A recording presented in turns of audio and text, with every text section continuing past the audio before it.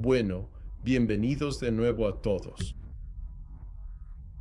Siempre es bueno tomarse un pequeño descanso para pensar en lo que hemos hablado. Y ahora vamos a volver a nuestro tercer punto del seminario. Ya hemos cubierto un poco sobre predicar en la calle, hemos hablado de predicar en la iglesia, y ahora estamos llegando a la parte final del tercer objetivo de aprendizaje de nuestro seminario actual. Y vamos a hablar un poco sobre el ministerio en tiempos de crisis aquí. Así que creo que es algo realmente importante que debemos tomar en cuenta. Este es un momento donde las cosas están oscuras y difíciles y reta a las personas a tener empatía. Y si estamos sirviendo al Señor, estamos llamados a actuar como Jesús. Así que vamos a ver algo aquí rapidito. Tenemos Juan capítulo 11, versículos 21 al 27. Jesús está en la tumba de Lázaro, en medio de un duelo crudo, lágrimas y una gran angustia emocional. Jesús no da una charla seca y desconectada. En realidad, Él personaliza la verdad. Él le habla directamente al dolor inmediato de Marta y proclama: «Yo soy la resurrección y la vida. El que cree en mí, aunque muera, vivirá». Él equilibra una empatía personal profunda con una autoridad teológica inquebrantable. Por eso es muy importante ver que Él está animando a Marta para que sepa que su hermano vivirá eternamente. Porque Él era un seguidor de Jesús y un siervo del Dios Altísimo. Pero al mismo tiempo, seguimos un poco más adelante en el texto, y él incluso lloró con Marta. Él pudo empatizar con ella y hacerlo de una manera en la que ella se sintiera consolada. Entonces, nuestra tarea principal durante momentos de gran sufrimiento humano no es defender de manera abstracta los decretos ocultos de Dios, sino guiar con ternura a las almas heridas y rotas. Descansar en silencio en su soberanía absoluta y su amor perfecto, revelados claramente en la cruz. Bien, entonces ya hemos hablado un poco sobre el ministerio en tiempos de crisis, y lo realmente importante de eso es abordar las cosas de una manera en la que puedas estar en un funeral o al lado de alguien en una cama de hospital. Tenemos que dejar a un lado todo eso de, la escritura dice esto sobre esto, o, esto es algo que deberías tomar en cuenta. Ánimo. Todo está bien. No, lamento mucho que hayas perdido a tu hermano. Lamento mucho que tengas cáncer. Esto es muy difícil. ¿Puedo orar por ti? Tú sabes, Jesús me ayudó en un momento bien difícil de mi vida. Y aunque no fue tan duro como lo que tú estás pasando ahora, Él pudo darme paz. Y no tengo ninguna duda de que Él puede darte paz a ti ahora. Esa es la manera en que hay que abordar esto. No se trata de empezar a gritar y vocear como en la predicación en la calle, aunque te sientas muy apasionado en el momento. Más bien, hay que saber interpretar el ambiente, tener en cuenta cómo se sienten las personas y actuar con naturalidad. Veamos. Paraclesis. Paraclesis. Esa es una palabra muy importante y voy a volver a ella enseguida. Y veamos la palabra paraclesis. Significa acompañar a alguien, y es algo parecido a lo que ya he recalcado, pero quiero volver a enfatizarlo, así que voy a leer la definición aquí. Es acompañar a alguien, no con una proclamación en voz alta, sino con una aplicación tranquila y localizada del Evangelio. De nuevo, no estamos ahí para imponer un punto de vista. Estamos ahí para empatizar, escuchar y animar. Y animar de la manera correcta. A veces, cuando la gente está en una gran crisis, creemos que estamos ayudando y en realidad no es así. Y de verdad me gustaría tener más tiempo para hablar de esto con ustedes. Por las limitaciones de que esto dura 1 hora y media, no puedo hacerlo, pero estoy seguro de que hay varios pastores en tu iglesia o en la denominación con los que puedes hablar para saber cómo ellos hacen esto de manera regular. Y me gustaría poder decir que soy un experto en esto. Solo lo he hecho unas cuantas veces. En mi experiencia, es estar presente con ellos. Volviendo a cómo es Cristo. 3. Y hacerlo de una manera en la que haya redención y guiarlos hacia la cruz, la vida eterna y encontrar esa agua viva. Entonces, ahora que he cubierto eso un poco más, quería volver a ese tema y profundizar un poco más. Sentí que sería bueno que realmente tomáramos eso en cuenta. Vamos a pasar a la próxima diapositiva aquí. Entonces, al mirar esta foto, vemos a un par de personas de Inglaterra disfrutando unas bebidas en un pub y revisando unos textos. Ahora, estoy seguro de que has oído hablar de las crónicas de Narnia y del libro llamado Mero Cristianismo. Han sido y seguirán siendo muy impactantes por muchos años más. Y el hombre que escribió estos libros fue C.S. Lewis. Y durante varios años de su juventud, él no era creyente. Era un intelectual, era muy inteligente. Y tenía un amigo llamado J.R.R. Tolkien, que estoy seguro que también sabes quién es por sus escritos famosos. Y como alguien que ha disfrutado El Señor de los Anillos, siempre es divertido volver y leer sobre esas cosas y tener pequeños momentos de referencias para tomar en cuenta en la vida. Pero volviendo al tema que nos ocupa, estos dos caballeros hablaban con frecuencia de sus pasiones. Y gran parte de ello era historia, folclore. Y J.R.R. Tolkien hablaba de su fe, y así C.S. Lewis tendría dificultades con J.R.R. Tolkien hablaba con frecuencia sobre sus creencias. Y J.R.R. Tolkien le devolvió el desafío, y así, esto iba y venía. Y hubo una noche, ya tarde en Oxford, donde estaban juntos en la que J.R.R. Tolkien usó lo que le era familiar a C.S. Lewis y la pasión que discutían con frecuencia, que era la mitología. Y estoy seguro de que has oído hablar de la mitología griega. Seguro que has escuchado sobre la mitología de Sudamérica, la mitología de Inglaterra. Y aunque Estados Unidos es un país joven, en muchos sentidos, todavía hay algo de mitología ahí que poco a poco va ganando fuerza. Y aunque parte de eso da risa, otra parte es interesante, esto era algo de lo que les encantaba hablar. Entonces, en ese momento, él le señaló a C.S.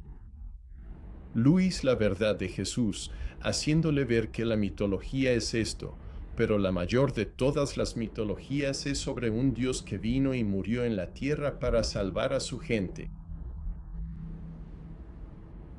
Tolkien va más allá y dice que esto es real. Pero aunque nos gusten estas historias, la historia demuestra que no es así. Y así, él usó sus pasiones, captó la atención de C.S. Lewis y logró que él llegara a Cristo. Y cuando eso hizo clic, C.S. Lewis tuvo tiempo para reflexionar, para pensar, y por esa semilla que se sembró, Dios pudo tomar a este intelectual que pensaba que era demasiado inteligente para Dios y convertirlo en un creyente sumamente influyente en él. Así que no lo voy a comparar con Pablo en cuanto a impacto o como apóstol.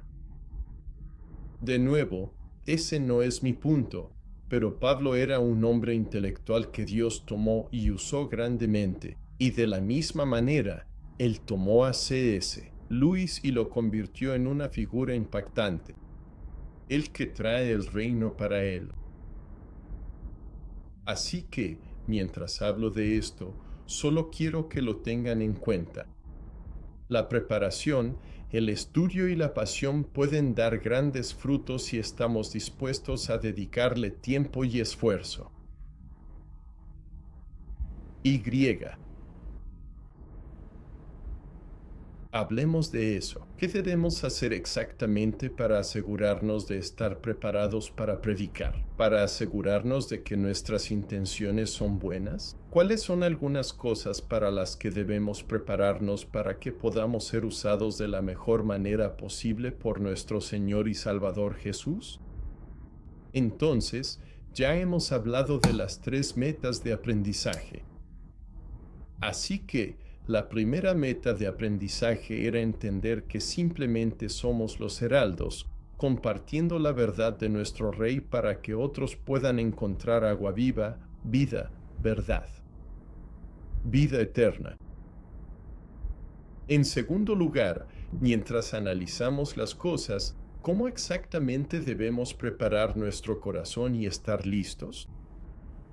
Entonces, usamos el método 1-3-1. Punto principal, puntos de apoyo, un reto para los que vienen. Y por último, hablamos de lo que significa predicar en la iglesia. Hablamos de lo que significa predicar en la calle, lo que significa estar ahí para los que están en crisis. Todo esto es muy importante, pero siempre hay cosas que podemos hacer para ser mejores heraldos, mejores instrumentos para el Señor.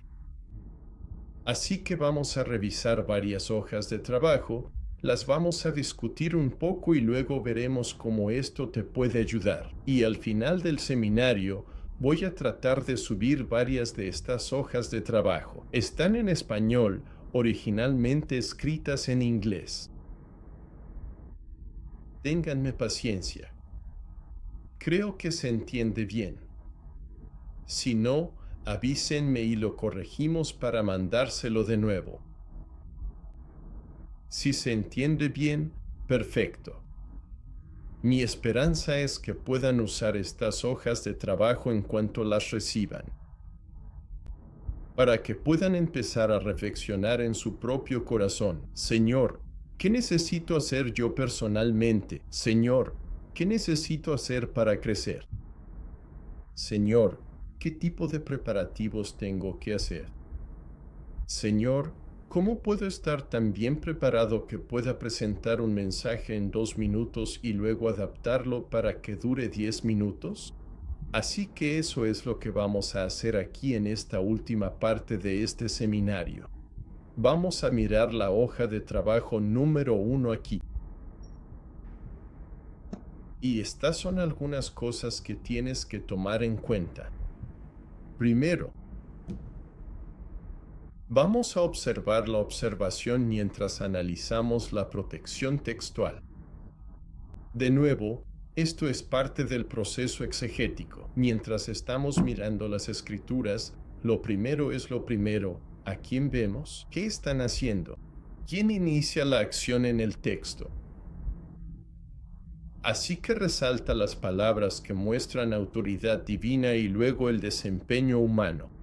Entonces, de nuevo, el punto es asegurarnos de que llevamos el mensaje a las personas con las que compartimos, que estamos señalando solamente a nuestro Señor y Salvador. Así que una pregunta de control para ti es esta. De nuevo, esto es mientras nos preparamos y hacemos exégesis. Esto es al principio de un mensaje principal y mientras nos preparamos para un sermón. ¿Dice esto el texto o es mi cultura? En la exégesis, puedes tomar un solo versículo y usarlo a tu favor, por lo que dice tu comunidad. Eso no siempre es verdad. Por eso tienes que profundizar más y mirar la parte holística del versículo que estás usando para el sermón. ¿Qué se dijo antes? ¿Qué se dijo después? ¿Qué estaba pasando en ese momento exacto? ¿Cuál es la historia? ¿Cuál es el contexto de esa historia? ¿A qué pasaje del Antiguo Testamento hace referencia? La belleza de la Biblia reside en que no solo transmite un mensaje en ese preciso momento, sino que además tiene muchísimas conexiones. Y no sé si has visto esas imágenes donde se muestran todas las conexiones en las Escrituras, pero es algo precioso. Es como un mosaico. Sí, piensa que si tienes la oportunidad, simplemente búscalo en internet. Solo tienes que escribir en Google imagen de todas las conexiones dentro de las escrituras y te debería salir. Si no, disculpa, pídelo por el WhatsApp. Así son las escrituras, palabra viva de Dios. Todo está interconectado. Y eso es lo que tenemos que buscar, la parte integral que está en toda la escritura. Con esta pregunta de control, tratemos de eliminar nuestras propias creencias y expectativas predispuestas, porque eso no es lo que se supone que debemos proclamar. Se supone que debemos proclamar las cosas que son verdaderas y que vienen de nuestro Rey. Entonces, ya he entrado un poco en esto, que es el tercer punto, que está en la parte inferior izquierda de esta diapositiva, y esto está centrado en Cristo. ¿Cómo apunta un mensaje específico a la obra redentora de Cristo? Y entonces, después de Cristo, morir en la cruz, resucitar al tercer día, Él se encuentra con un par de personas en el camino. Y uno solo puede imaginarse quiénes eran, y si no conoces esa historia, te reto a que la leas más. Pero ellos iban caminando hacia Emaús. Ellos están en ese camino, y ni siquiera se dan cuenta de que es Jesús. Eso es una locura. Tú sabes, tal vez Dios hizo algo para cubrirles los ojos, y yo creo que probablemente ese fue el caso, pero no me cites en eso. No he hecho la exégesis de eso. Recuerda, eso es importante. Pero Él les dio todo el plan de cómo Él era el Salvador.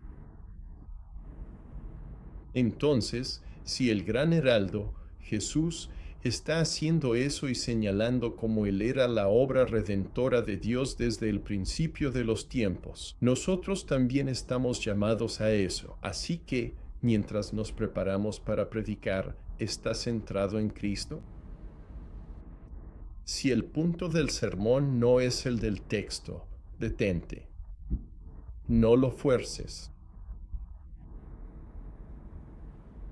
Mejor toca pensar y decir, Dios, tú me diste esto para trabajarlo. ¿Qué mensaje doy? Creí que era este. Claramente no es este. Por favor, muéstramelo. Y algo que te recomiendo mucho mientras te preparas para predicar un sermón es trabajar con otros. Como dice, hierro con hierro se afila y un hombre afila a otro. Así caminamos con el Señor.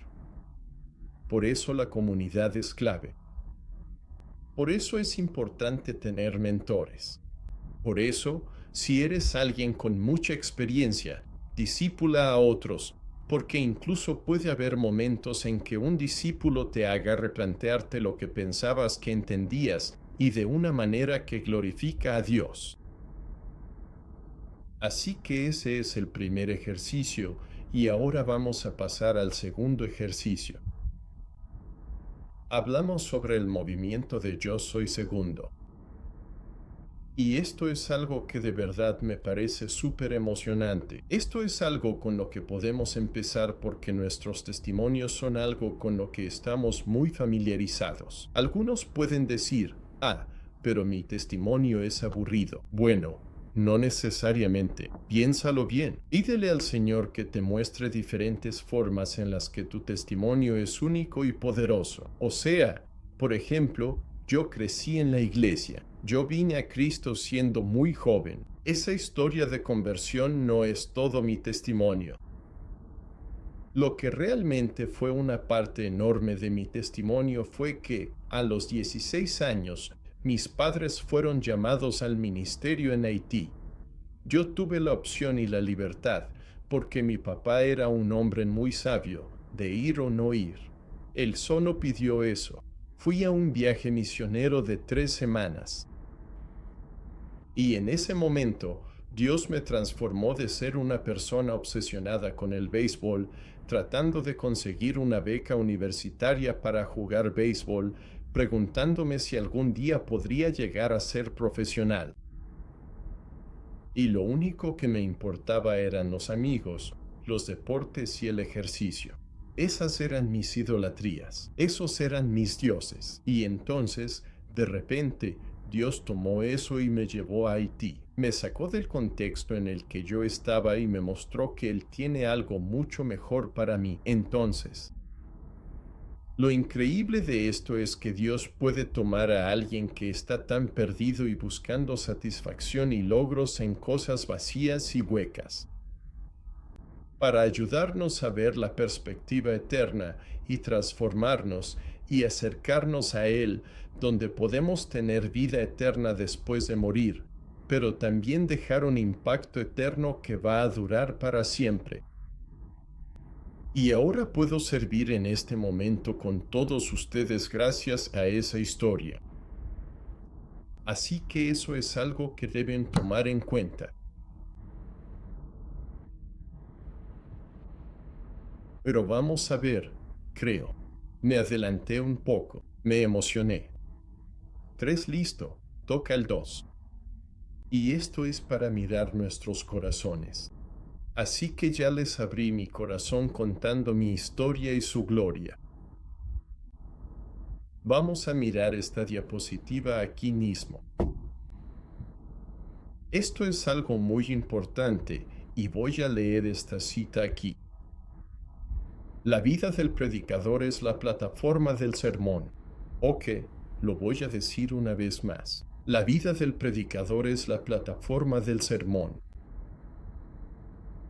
Lo que haces antes y después de tu sermón es igual de impactante, si no más, que lo que dices delante de los demás.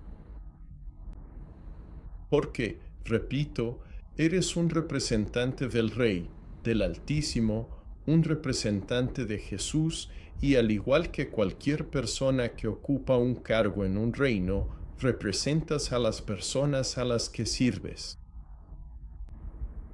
Bueno, así pues, si bien el mensaje tiene su poder y funciona, no es necesariamente lo único que se utiliza en ese momento. Ah.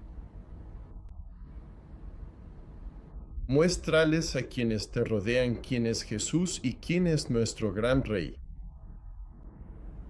Entonces, ¿cómo empezamos a trabajar para tener el corazón en el lugar correcto como predicadores? Oración privada. ¿Estás comunicándote constantemente con Dios antes de abrir tu cuaderno? ¿Te estás preparando como un heraldo para no hablar como una metralleta cuando te pones nervioso? Tú te detienes y bajas la velocidad. A veces, cuando me emociono, yo también hablo rápido, por eso me controlo. Pues lo que compartimos es maravilloso, pero hay que hacerlo para que llegue bien. ¿Miras a quién le hablas? A veces uno se siente tímido, a veces puedes sentirte apenado. Eso no necesariamente es la mejor manera de causar impacto. Sí, Dios puede usar el mensaje que estás compartiendo, pero si puedes mirar a alguien a los ojos y decirle, Dios ha hecho esto por mí, ha hecho cosas increíbles por mí, y por eso es que te lo digo. Eso es importante. Por último, y vamos a hablar de algunas cosas más aquí, te voy a pedir que tomes algunas notas, porque esto es como un resumen rápido después de este último punto. Pero este último punto es realmente importante. Rendición de cuentas. ¿Estás dispuesto a exponerte y dejarte guiar por alguien que sea más sabio y espiritualmente más maduro que tú? Porque Dios nos ha llamado a ir y a ser discípulos y también a ser discipulados. Entonces, puedes permitir que un pastor maduro critique tu vida e incluso los bosquejos de tu sermón antes de predicar. Porque, de nuevo, esas personas quieren que tú tengas éxito. A veces puede sentirse como si te estuvieran juzgando. Pero mientras el corazón de la persona que te está mentoreando sea correcto, viene de un buen lugar. Y viene desde un lugar donde pueden tener un impacto inmenso en tu vida. Y el Espíritu Santo puede moverse a través de eso y con eso.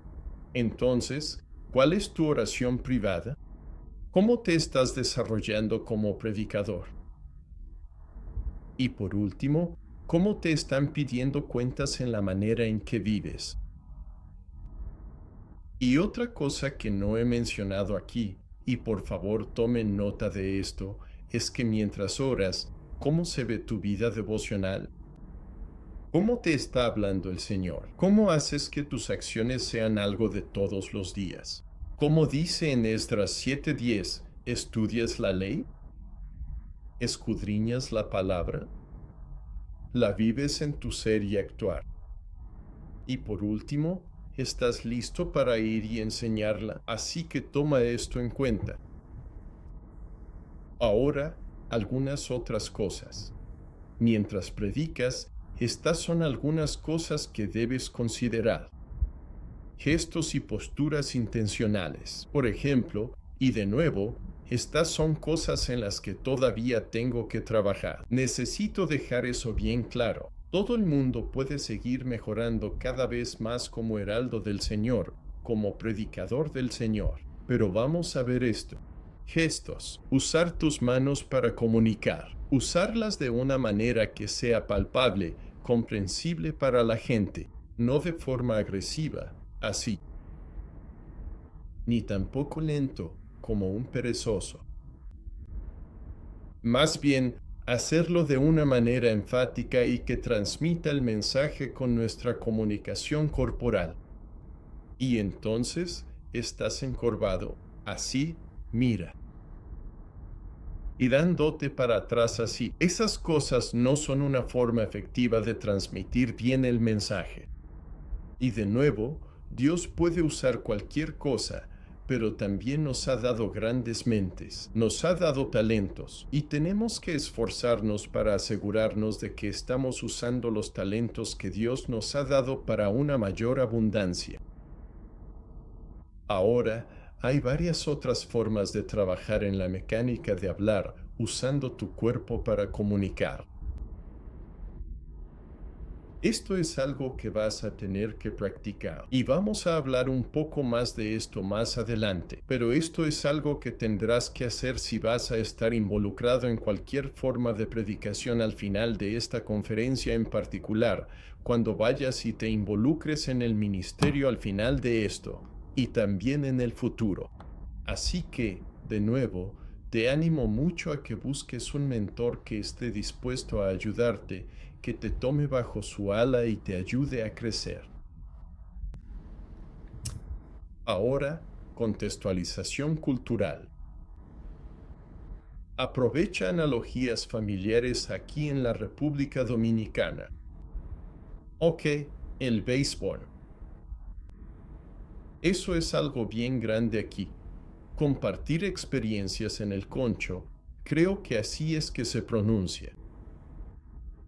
Por favor, discúlpenme, todavía estoy aprendiendo, o incluso el ajetreo diario, así que puedes tomar estos conceptos bíblicos abstractos y hacerlos tangibles, como ya hemos hablado, y luego asegurarte de que estas ilustraciones nunca disminuyan la reverencia, la gravedad y la solemnidad que merece el mensaje del Evangelio. Entonces, de nuevo, tenemos que seguir asegurándonos de que el mensaje sea el mensaje, ¿verdad? ¿Y cómo logramos que conecte con la gente? Eso es clave. Por eso hay que chequearnos bien el corazón.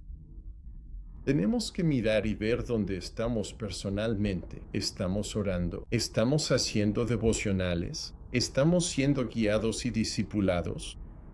¿Estamos desarrollando las habilidades necesarias cuando se trata de predicar? Ahora entremos a esta hoja de trabajo. Esta me apasiona, así que pido disculpas. La cubriré rápido. ¿Cuál fue tu pasado? Bien, y de nuevo, esta es tu historia, para su gloria. Este es el nombre de la hoja de trabajo. Es un nombre medio pegajoso, pero de nuevo, esto fue algo que un amigo mío me enseñó, que es, ¿cuál es tu historia, Andrew? Eso era lo que él me preguntaba. ¿Y cómo eso muestra su gloria? Vamos a ver esto.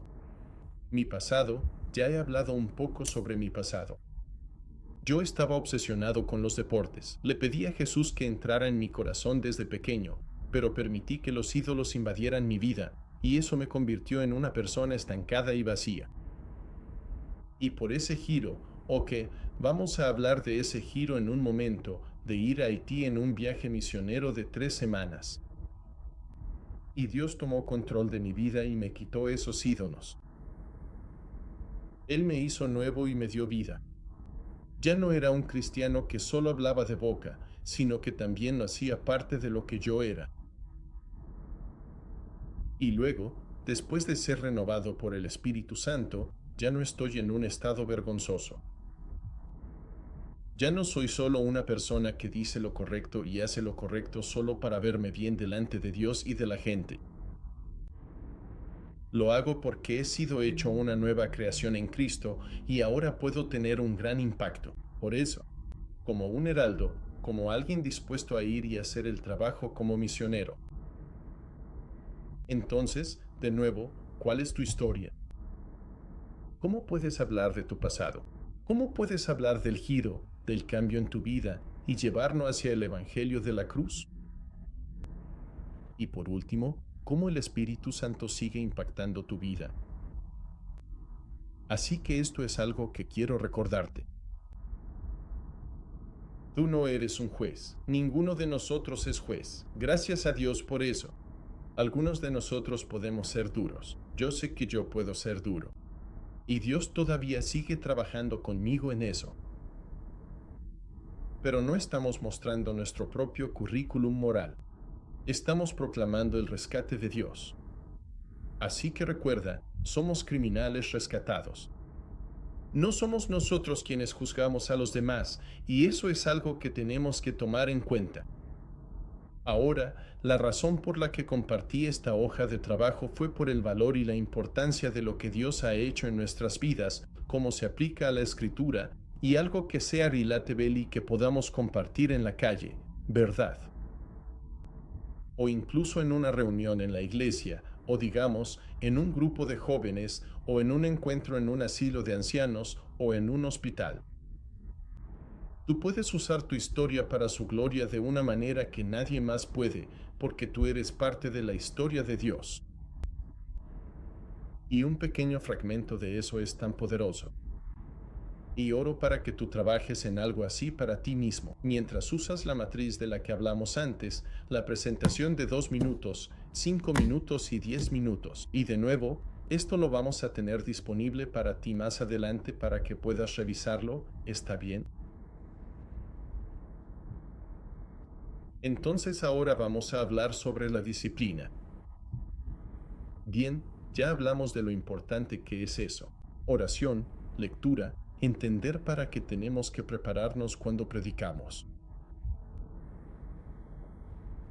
Ahora, todos nosotros tenemos diferentes formas de ganarnos la vida, diferentes expectativas, retos en nuestras vidas. Yo armé esto un poco para retar a algunos de nosotros, de una manera que ayude a prepararnos para futuras oportunidades de predicar. Así que está la ruta A, la ruta B y luego la ruta C. En la ruta A nos lanzamos de lleno, completamente al agua. Nos tiramos al océano. Estamos orando y leyendo 6 veces al día el lunes, estamos orando y leyendo 6 veces el lunes. El martes nos metemos de lleno en el léxico y de nuevo, esto es algo que tendrás que preguntarle a alguien. No tenemos tiempo para hablar más de eso porque ya me pasé del tiempo. Pido disculpas por eso en el contexto histórico. El miércoles estamos haciendo el borrador del bosquejo 131. El jueves estamos desarrollando las aplicaciones y los ganchos. El viernes hacemos ensayo vocal y grabación. Y por último, el sábado, tenemos a un pastor que realmente nos mentorea y critica el trabajo que hemos hecho para que estemos listos para el domingo. Ahora, te digo que no necesariamente vas a poder lanzarte de lleno. Tienes algo de tiempo después del trabajo, 2 o 3 horas. Esto es lo que vamos a hacer. Primero, extraer cosas de manera exegética. Oramos, examinamos las escrituras, vemos exactamente cuál es el mensaje principal. Bloque 2. Ahora, empezamos a armar un bosquejo con ese 131. ¿Cómo se ve exactamente? Luego, en el bloque 3, 60 minutos.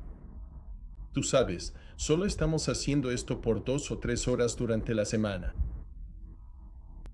Lo último es ensayar. Para empezar, repasamos, ensayamos y luego lo refinamos para que esté listo el día que vayamos a hablar.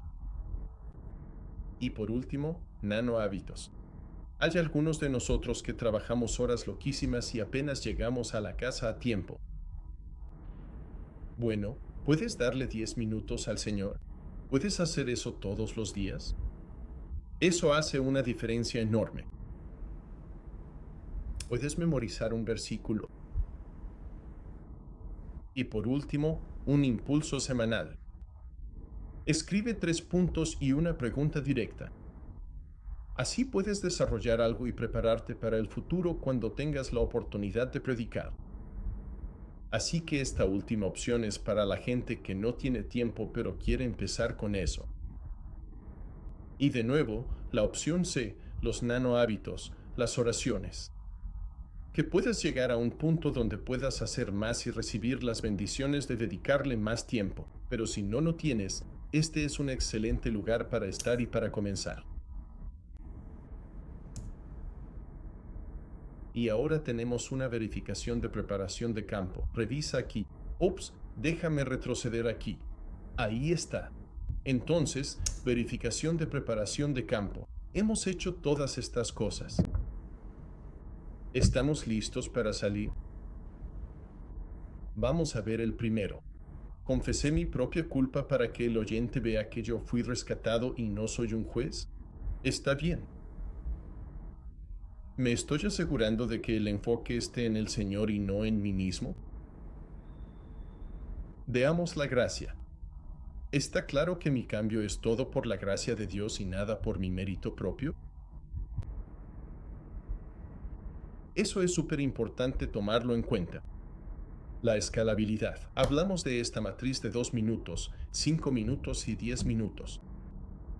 Si estoy en la calle, si estoy en un hospital, si estoy en una tragedia en la calle, haciendo ayuda durante una tragedia, ¿puedo comprimir mi mensaje a 2 minutos o puedo expandirlo a 10?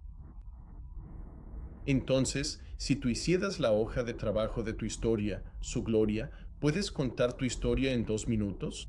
¿Puedes contarla en 5? ¿Puedes contarla en 10? Y entonces, por último, esto es realmente importante porque hemos hablado de hacer las cosas más comprensibles para la gente común. ¿Quité los términos técnicos y palabras de iglesia que confunden a la gente común? Esto es muy importante. Lo estoy haciendo de una manera que cualquiera pueda entender lo que estoy compartiendo, así que los reto a que miren estos chequeos de realidad, estos chequeos de preparación. Y espero que deba tener. Creo que tengo este documento también y voy a tratar de compartírselo a ustedes. Así que este es mi último reto para todos ustedes.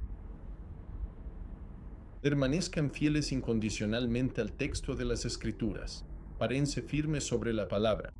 Prediquen a Cristo crucificado y confíen completamente en el Espíritu Santo, y van a poder ser testigos de la historia de Dios, de la gloria de Dios. Y óyeme, les digo, Como alguien que ha estado en el campo misionero, eso es una bendición grandísima.